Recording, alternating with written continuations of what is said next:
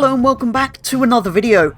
With two online-only games, The Crew and Gran Turismo Sport, recently losing their servers, I thought it was a good opportunity to discuss online-only games as a topic, what happens when the servers for them are shut down, and how Gran Turismo and Polyphony Digital managed this situation far better to how Ivory Tower did with The Crew.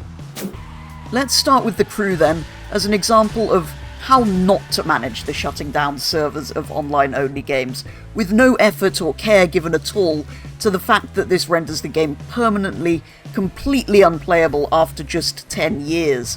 I know that sounds like quite a long time, but it isn't really for something we've bought. I get that game developers do have to close down the servers at some point for their games. They can't just keep them all running indefinitely, especially if they also want to support their newer titles, which to me seems fair enough. For most games I'm okay with that then, because I can still play the game offline, that part of the game, access my cars and save data, and return to a partially at least functioning game every now and then, which to be honest with games of that age is all that I want to play them, but I do still want to be able to, given that I've bought them. The problem comes when games are only playable with a connection to the server, meaning of course that when the server inevitably does shut down, the game that we bought, paid for and thought we owned is taken away from us as if we didn't. This effectively means that we never really owned the game at all, even though we're sold it as if we would. If this was made clear 10 years ago when the game came out, that would have been a bit different. The fact though that we thought we had paid to buy a game, and it turns out that it was more of a rental or an extended lease, I suppose, it's just not okay. Apparently it's not always easy to simply make an offline patch, or so some people seem to say. The simplest solution then is to just not make games online only in the first place. It's not really necessary. And then it means when the servers do shut down, the entire game isn't permanently removed from existence like it was with The Crew. There's just no need to make games online only, in most cases. In contrast to that though, we have Gran Turismo Sport, which received an offline patch to allow us to keep playing what was an online only game previously offline now that the servers have gone, keeping it alive and meaning we can still play the game that we've bought. This is a very good example of how companies should bring online-only games into their end-of-life phase when they want to shut down the servers. Arguably as well, Gran Turismo Sport, being a game with a large competitive element, did actually have a valid reason to be online-only when it launched, which certainly can't be said for The Crew. In any case, I have much less of a problem with it if developers do make sure that the game actually works partially after the servers have gone forever, making it like any other game that loses its servers rather than an online-only game. And this also kind of proves that it is possible to patch games that were previously online only. I get that different games are different, so maybe it's not as easy with some than others, but Gran Turismo have proven that it is possible to make games playable offline even if they were previously online only when they eventually shut down their servers and live service.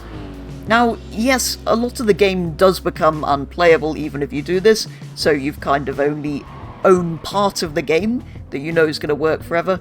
However, as I said before, I don't expect developers to keep their servers and online services running, but I do expect to be able to return and play some of a game that I've bought for as long as I want to, and not have the entire thing taken away from me when I've paid for it just because the developers don't want to support it anymore. And, well, even if they don't support it anymore, that they're not willing to make it so that we can play it without their support. There are several other games that launched around the time of The Crew and Gran Turismo Sport, which are also online only. I think most notably in the racing games, Need for Speed is the one that is online only. Luckily though, this trend of online only does seem to be going away a little bit, and to be honest, that's the simplest solution. Just make all games so that you can play them without a connection to the internet or any servers, so that then we know for sure when we buy a game we are going to actually own the thing, or at least the offline part of it, indefinitely, for as long as we want to play it, which is just makes sense. It means the developers don't have to do anything at all when the servers shut down. They just shut down and we can continue to play the bits that are offline, which is how it should be and how it has been forever. Well, apart from further back when games weren't online at all, that's even simpler, but yeah, we're not going to go back to that. There's going to be an online element to a game, just make it so that we can play it without that. Why not? Having said that the trend is going away though, unfortunately developers of the upcoming Test Drive Unlimited Solar Crown game have said that that will be online only, which given what happened to the crew is rather worrying and is putting quite a lot of people off, I think, rather understandably.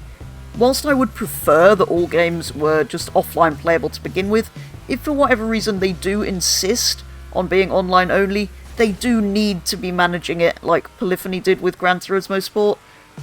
This though only really works if they promise it when the game launches, otherwise we won't know that we're buying a game permanently, we won't know if we're going to lose it. So that's not always possible, because the studios don't know where they will be when that time comes. There is even a possibility that the studio won't exist anymore, and then how are they supposed to patch it so it's offline playable? It's always a possibility that we will lose the game if it is online only, even with the best intention from the developers, which obviously they didn't even have with the crew. And even if the developers do promise this, with the current state of new games and what developers say to sell their games, do we actually believe any of them now? I don't think I do, really, after Forza Motorsport and certain other things with other games that haven't been entirely transparent when we've bought them. So if they insist on a game being online only, and they aren't going to add an offline patch, or don't necessarily manage it, even if that's the intention, all that they can really do is make it very clear that when we are buying the game, or not buying the game, that we aren't buying the game. We're in fact leasing it until a given date, which they'd have to give when they sell it to us, when the servers will close. And this was definitely not clear with the crew, which in the end is the main problem here. Online only is a problem, but the main problem is thinking you're buying something and then finding out you don't actually own it because it can just be taken away. So yes, online only games are just a bad idea in the first place. What Ivory Tower have done with the crew is unacceptable, I think. Polyphony at least saved their game, making parts of it still playable without a connection, so I'm okay with how that went. I feel like that's the way to do it if you are going to insist on online only, but the simplest solution is just don't make games online only, and I really hope that developers learn from this and listen to the players, because I get a feeling that's what most people are saying. So please, Test Drive developers, reconsider your decision and at least make part of the game offline. Or promise us an offline patch for when it comes to end of life. At least do what Polyphony did with Gran Turismo, please, if you possibly can, and if you're definitely not going to change your decision on it being online only. Anyway, do let me know your thoughts on online-only games and the different approaches of Ivory Tower and Polyphony Digital, and of the upcoming Test Drive game.